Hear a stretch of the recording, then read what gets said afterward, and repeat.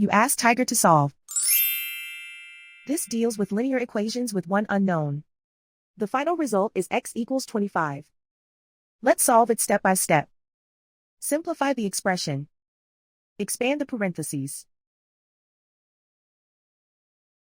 Simplify the arithmetic.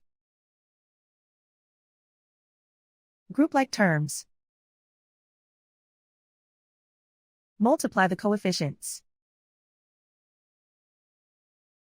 Group like terms. Combine like terms. Simplify the arithmetic. Group all constants on the right side of the equation. Subtract 2 from both sides. Simplify the arithmetic.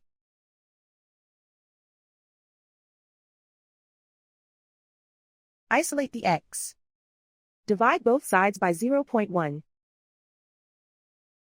Simplify the arithmetic.